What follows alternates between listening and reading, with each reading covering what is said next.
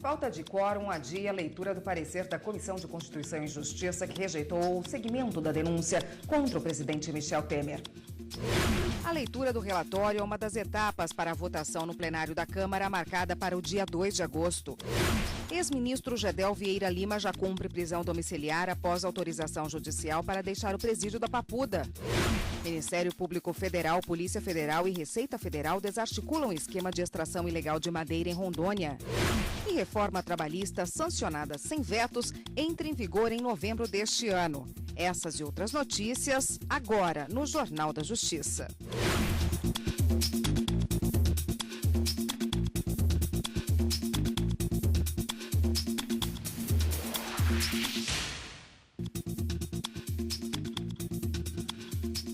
Olá, boa tarde para você. Por falta de quórum, a Câmara dos Deputados adiou para a próxima segunda-feira a leitura do parecer da Comissão de Constituição e Justiça, que recomenda a rejeição da denúncia contra o presidente Michel Temer. Para que a sessão de hoje fosse aberta, era necessária a presença de pelo menos 51 deputados, mas apenas 19 compareceram. De acordo com o regimento do Congresso, a leitura do parecer é necessária antes da votação no plenário. Depois disso, o relatório é publicado no Diário Oficial da Câmara e o presidente da Casa, Rodrigo Maia, é notificado para incluir a denúncia na pauta de votação. Depois disso, o relatório é publicado no Diário Oficial da Câmara e o presidente da Casa, Rodrigo Maia, é notificado para incluir a denúncia na pauta de votação. A sessão está marcada para o dia 2 de agosto, depois do recesso parlamentar. Nessa quinta-feira, a Comissão de Constituição e Justiça rejeitou o relatório do deputado Sérgio Sveiter, que recomendava o prosseguimento da denúncia contra o presidente Michel Temer ao Supremo Tribunal Federal. 40 deputados votaram contra o parecer do relator e 25 a favor. A única abstenção foi a do presidente da CCJ, deputado Rodrigo Pacheco. Após a votação, deputados da comissão deliberaram sobre um novo relatório, de autoria do deputado Paulo Abiaquel, que recomenda ao plenário a rejeição da denúncia contra o presidente Michel Temer. Se essa for mesmo a decisão de 2/3 dos parlamentares da Câmara, ou seja, 342 dos 513 deputados, o Supremo fica impedido de dar andamento à ação, que será suspensa, não arquivada. O processo poderá ser retomado somente após o fim do mandato do presidente. O ex-ministro Gedel Vieira Lima deixou o presídio da Papuda ontem à noite. A determinação foi do desembargador Ney Belo, do Tribunal Regional Federal da Primeira Região. Ele vai cumprir prisão domiciliar na casa dele, em Salvador. Inicialmente, a Justiça havia determinado o uso de tornozeleira eletrônica. Como o Distrito Federal não dispõe do aparelho, o desembargador autorizou que Gedel deixasse o presídio sem o aparelho. A decisão prevê que a Polícia Federal da Bahia providencie a tornozeleira em 48 horas. Gedel foi preso no último dia 3, sob suspeita de tentar obstruir investigações. A presidente do Superior Tribunal de Justiça suspendeu o bloqueio parcial de verbas repassadas à ONG responsável pelo programa Saúde da Família, no município de Guarujá, em São Paulo. A Prefeitura de Guarujá repassa R$2 milhões ao Instituto Corpore por mês pela prestação de serviços na área da saúde. Em decisão anterior, a Justiça determinou o bloqueio de 20% desse valor, cerca de R$400 mil, para garantir o pagamento de uma suposta dívida da ONG com uma empresa de segurança. Ao analisar o pedido de suspensão do bloqueio feito pela Prefeitura do município, a presidente do Superior Tribunal de Justiça, ministra Laurita Vaz, identificou o possível comprometimento dos serviços na área da saúde. Para a ministra, o bloqueio de quantia significativa do que é repassado por mês pode inviabilizar o funcionamento das unidades de saúde sob a responsabilidade do Instituto Corpore. De acordo com a ministra, a suspensão da decisão se justifica porque o interesse público se sobrepõe ao particular. A presidente, então, decidiu suspender o bloqueio até o julgamento da causa principal. A Justiça peruana decretou a prisão preventiva por 18 meses do ex-presidente do Peru, Ollanta Humala, e da mulher dele, Nadine Heredia. O casal foi acusado de lavagem de dinheiro e formação de quadrilha com base em delações do empresário brasileiro Marcelo Odebrecht. Segundo Marcelo, a construtora Odebrecht teria pago $3 milhões para a campanha que elegeu Humala presidente em 2011. O ex-presidente se defendeu por meio da conta em uma rede social, afirmando que a decisão é abuso de poder e que vai recorrer. A Receita Federal liberou o segundo lote de restituição da Receita. Em alguns casos, quem teve a declaração retida e caiu na malha fina ainda pode retificar. Já está aberta a consulta do segundo lote de restituição do Imposto de Renda de 2017 e o pagamento começa a ser liberado a partir de segunda-feira. Serão pagos 2,5 bilhões de reais para cerca de 1.300.000 pessoas. Os contribuintes já podem pesquisar no site da Receita para saber se caiu ou não na malha fina.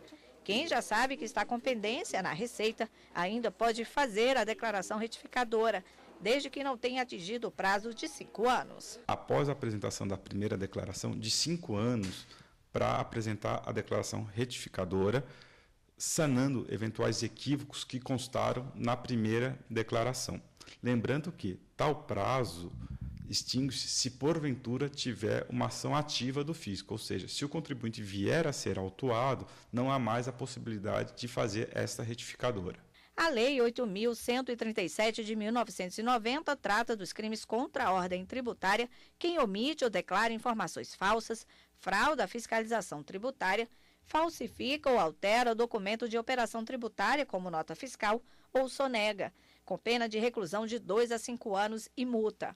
O artigo 2º da lei prevê pena de 6 meses a 2 anos de detenção para quem omitir rendas, deixar de contribuir tributo ou contribuição social, entre outros. O contribuinte é intimado da autuação. Normalmente, a Receita faz 3 autuações. A primeira sobre o principal, sobre a obrigação principal, que é do imposto que deixou de recolher ao fisco. A segunda, da obrigação acessória, que é das obrigações das declarações que não foram prestadas ao fisco.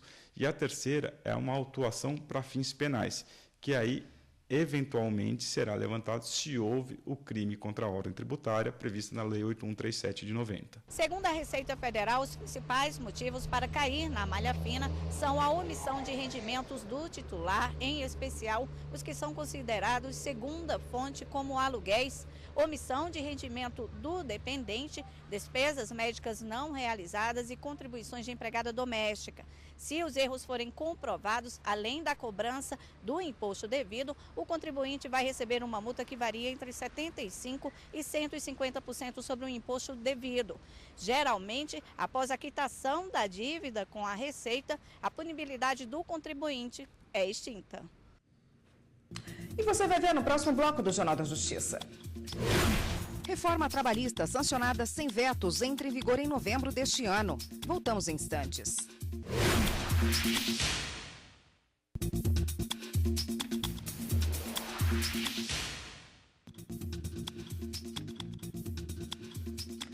Foi publicada hoje no Diário Oficial da União a nova lei que altera a legislação trabalhista do país. A Lei 13.467 altera a Consolidação das Leis do Trabalho, a CLT de 1943, e outras 3 leis para adequar a legislação às novas relações de trabalho. E as novas regras começam a valer daqui a 4 meses, ou seja, em novembro deste ano. O texto foi sancionado ontem à tarde sem vetos pelo presidente Michel Temer. A nova legislação prevê que os acordos coletivos terão força de lei e poderão regulamentar, por exemplo, a jornada de trabalho diária de até 12 horas, dentro do limite de 48 horas semanais, incluindo as horas extras. O parcelamento das férias em até 3 períodos, desde que nenhum deles seja menor do que 5 dias corridos e que um deles seja maior do que 14 dias. A participação nos lucros e resultados das empresas, o intervalo para almoço de 30 minutos nas jornadas maiores do que 6 horas, o banco de horas e o plano de cargos e salários. FGTS, salário mínimo, 13º salário, seguro-desemprego, benefícios previdenciários e a licença maternidade não poderão ser negociados. A nova lei também regulamenta o home office, ou seja, o trabalho em casa, hoje não previsto na CLT, e o trabalho intermitente, aquele em que o funcionário é contratado sem horários fixos de acordo com a demanda da empresa. Com as novas regras, a multa para o empregador que mantiver empregado não registrado passa de um salário mínimo para R$ 3.000 e o pagamento da contribuição sindical deixa de ser obrigatório. Para o presidente do Tribunal Superior do Trabalho, Ives Gandra Martins Filho, a reforma trabalhista vai oferecer mais segurança tanto para patrões quanto para empregados. O TST passa a ser um tribunal que vai decidir sobre temas, não necessariamente sobre casos. Vai dar a uniformização jurisprudencial para toda a nação brasileira, mas não vai se perder no varejo. Isso faz com que o trabalhador receba mais rápido aquilo que lhe é devido e, ao mesmo tempo, as empresas saibam claramente e rapidamente o que tem que pagar. Com isso, nós vamos conseguir reduzir substancialmente as demandas trabalhistas, até com prestígio dos meios alternativos de composição dos conflitos. Bom, para falar sobre esse assunto, está aqui no estúdio a advogada Renata Vieira. Boa tarde, doutora. Boa tarde. A gente viu alguns pontos aí, né, da reportagem, de alterações importantes aí que vão mexer com a vida do trabalhador. Quais umas 3, assim, que a senhora destacaria, que foram mudanças muito importantes que não estávamos acostumados como trabalhadores? Mudanças significativas, assim, que nós temos é com relação às férias, que agora a gente tem um fracionamento maior do que nós tínhamos antes. Hoje a gente pode dividir em 3 vezes, antigamente, antes na legislação era até em 2 vezes, então agora existe essa possibilidade de 3. A questão da jornada de trabalho alterou bastante também. A legislação da mulher também faz uma modificação significativa e com relação à contratação, né? A gente agora tem o contrato do autônomo regulado de alguma forma na CLT, na nova legislação, e também o contrato do trabalho intermitente e o home office. Esses 2 são bem significativos, que isso não existia na legislação trabalhista. A gente dependia muito de decisões jurisprudenciais, decisões de tribunais para poder definir e no nosso dia a dia, né? Como é que vai funcionar essa negociação da contratação agora? Quem escolhe? É o contratante que escolhe como o trabalhador vai trabalhar, ou ele também pode ter alguma influência nisso? Na verdade, assim, essa contratação do intermitente e do home office vai depender muito da necessidade do trabalho. Então, isso vai depender muito mais do empregador, do que ele propõe a respeito da atividade de trabalho do funcionário. Então, nesse caso, depende muito da proposta do empregador e do aceite do empregado. Isso é inegável. Então, os contratos hoje, antes da mudança da legislação, a gente tinha só o contrato por prazo determinado e indeterminado. Então, era empregado da mesma forma. O que a gente tem hoje é a possibilidade do contrato indeterminado, determinado e o intermitente. Esse intermitente, o que significa dizer que a atividade necessária realizada pelo empregado não será uma atividade constante. Eu posso ter o espaço de 2 meses, né, entre uma atividade e outra.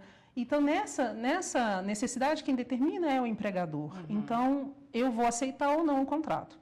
Já o autônomo é aquele que prestava serviços de forma livre, autônoma, sem qualquer subordinação, e isso permanece. A diferença que a gente tem é que, na CLT, como ela não tinha uma legislação a respeito, sempre que a gente verificasse que todos os elementos do contrato estivessem presentes, pessoalidade, subordinação, onerosidade, né? E não eventualidade, que é aquela habitualidade na prestação de serviço, toda vez que a gente verificava isso, a Justiça do Trabalho considerava que era empregado. Hoje, não. A CLT, com essa mudança na legislação, mesmo que esses elementos estejam caracterizados, se eu tiver uma formalidade, o contrato firmado, tudo direitinho, eu ainda considero como autônomo. Então, existe uma mudança bem significativa. Em relação às férias, né? Agora elas vão poder ser fracionadas em até 3 vezes. É o empregado ou o empregador que define o período? Ou tem que ter um acordo? Ou o empregador pode chegar para o funcionário e falar assim, eu quero que você tire 10 dias agora, a partir de amanhã, 10 dias daqui a 2 meses, ou vai depender de um acordo? Na verdade, as férias, nunca houve uma questão de que era o empregador quem determinava o fracionamento. Existia a solicitação por parte do empregado, e o fracionamento era até em 2 vezes, sendo que o período não poderia ser inferior a 10 dias. E eu não posso, o empregador nunca pôde informar para o empregado assim, a partir de amanhã você está de férias. Na verdade, ele tem que informar com antecedência de 30 dias, tem que haver o pagamento com antecedência de 2 dias, então essas regras permanecem. O que muda é que hoje eu tenho o fracionamento das férias em até 3 vezes, sendo que um dos períodos tem que ser de pelo menos 15 dias. Então, eu posso fracionar os 30 dias em 3 vezes, observando, por exemplo, 15, com 15 daria 2 vezes, mais 15, 10 e mais o restante, mais 5, por exemplo. Sim. Então, eu posso fazer Tem um mínimo de 15 de 15 dias. Antigamente, era assim, pelo menos 2 períodos de 10. Né? O período tinha que ter 10, né? Agora não, agora eu tenho um período de 15. Então, pelo menos 15 dias. Mas com relação a aviso, período concessivo, como que fica, sempre permaneceu, a legislação vai permanecer a mesma. A gente tem que observar que não houve modificação com relação ao artigo 131 e 130 com relação à perda de alguns dias de férias em razão de faltas injustificadas ao longo do período aquisitivo. Então, nem sempre serão os 30 dias, vai depender do que o empregado fez ao longo desse período aquisitivo, que é de 1 ano. Né? Em relação à intrajornada, houve alguma mudança? Houve mudança, sim. A gente antes tinha jornada de trabalho superior a 6 horas, né? A gente tinha o intervalo intra-jornada de no mínimo 1 e até 2, sendo que qualquer hora de intervalo, além disso, era considerado hora à disposição do empregador e, portanto, deveriam ser pagas. Hoje não. Hoje, de pelo menos 30 minutos, eu tenho já o intervalo considerado. Fora isso, o TST no passado, e a gente tem uma súmula que ela deve ser revogada, deve cair, se eu não cumprisse o intervalo intrajornada, a CLT determina o pagamento de 50% da hora não cumprida. E o TST entendia que era do intervalo integral. Então, se eu tinha direito a 1 hora e eu tirasse, por exemplo, 45 minutos, a condenação era de 50% do valor da hora. Então, era a hora cheia. Agora, não. Pela legislação nova, o que a gente tem é, se eu não gozar do intervalo intrajornada no período integral, eu tenho direito a pelo menos 30. Se eu tirar 15, eu pago só 50% dos 15, e não dos 30 do integral, do total. Essa mudança é significativa também. A gente continua nesse assunto no próximo bloco, ainda tem várias dúvidas, né, para serem tiradas. Só um minutinho, por favor. E você vai ver no próximo bloco do Jornal da Justiça. Ministério Público Federal, Polícia Federal e Receita Federal desarticulam um esquema de extração ilegal de madeira em Rondônia. A gente volta já já.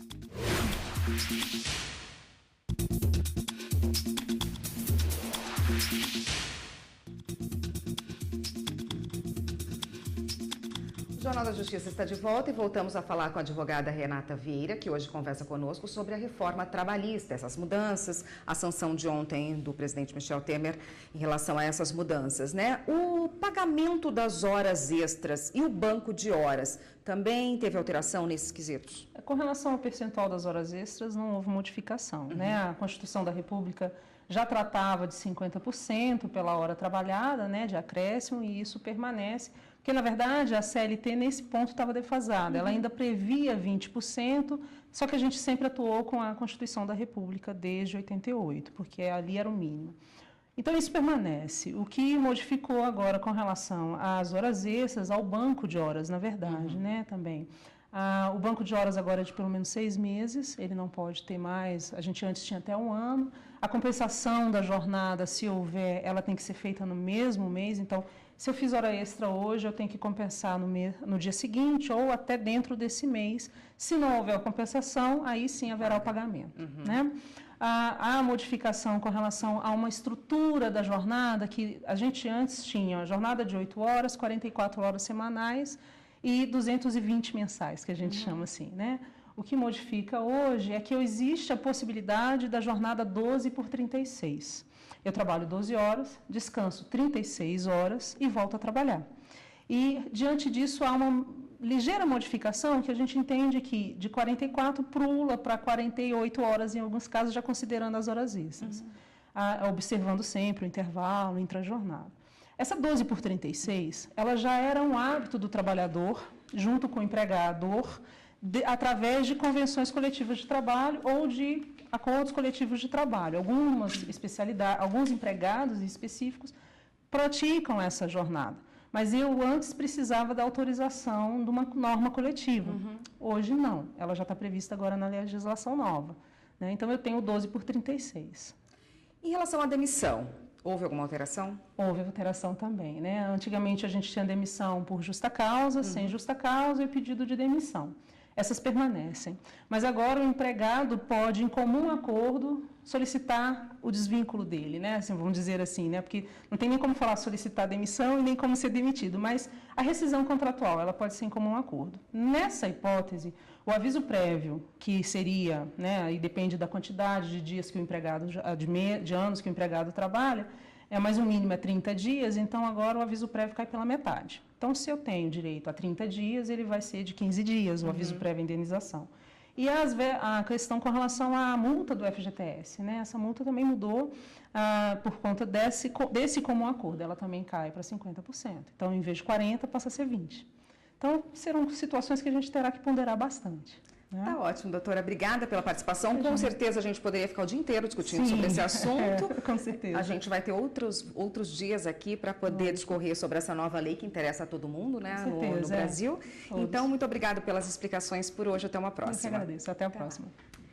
Em Rondônia, o Ministério Público Federal, a Receita Federal e a Polícia Federal e o IBAMA trabalham juntos para combater a exploração ilegal de madeira. Os criminosos atuavam em áreas protegidas e terras indígenas. Um esquema criminoso retirava ilegalmente madeira de áreas protegidas dos municípios de Nova Mamoré, em Rondônia, e em Vista Alegre, distrito de Porto Velho. O crime ambiental ocorria em áreas indígenas. As madeiras extraídas eram levadas para pátios de madeireiras fantasmas. Essas empresas fictícias fraudavam o sistema de documento de origem florestal e a emissão de notas fiscais eletrônicas. Assim, as madeiras eram revendidas em Rondônia e também em outros estados. Uma operação conjunta do Ministério Público Federal em Guajará-Mirim, Rondônia, da Polícia Federal, da Receita Federal e do IBAMA desarticulou a quadrilha de extração ilegal. O prejuízo estimado pela Receita Federal é grande, pode chegar a 6 milhões de reais. Isso só por não ter recolhido tributos federais. Além da sonegação, muitos outros crimes: falsidade ideológica, crimes ambientais e lavagem de dinheiro. A investigação acredita que dezenas de milhares de metros cúbicos de madeira tenham sido retirados irregularmente. Dos 31 mandados judiciais, 15 foram de busca e apreensão, 10 de prisão preventiva e 6 de condução coercitiva, quando a pessoa é levada para depor. Os bens dos investigados também foram bloqueados. Uma recepcionista portadora de esclerose múltipla não conseguiu comprovar a suposta demissão discriminatória. A empregada trabalhava no Instituto de Apoio à Cultura e à Língua e à Literatura em São Paulo e recorreu à Justiça do Trabalho para retornar ao emprego.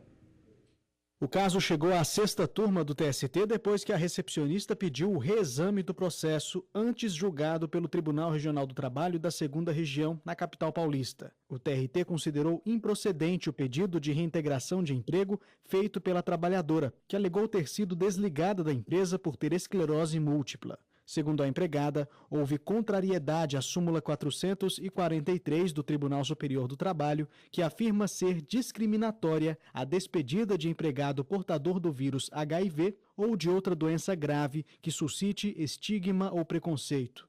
A súmula acrescenta ainda que, nesses casos, o ato é inválido e o empregado tem direito à reintegração ao emprego.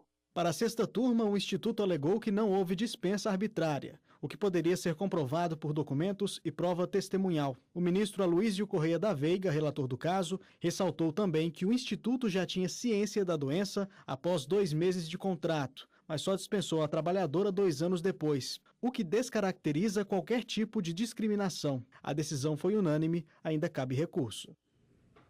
Você sabe a diferença entre o sequestro de um bebê e a subtração de um incapaz? Embora guardem algumas semelhanças, os 2 casos não têm a mesma tipificação nem a mesma pena. Confira na reportagem. Arlete se emociona ao lembrar do que aconteceu. Ela deixou a filha de 3 meses com uma mulher que se passava por assistente social, enquanto fazia o exame para ser admitida para um emprego. Ao sair do consultório, percebeu que a mulher tinha desaparecido com a menina.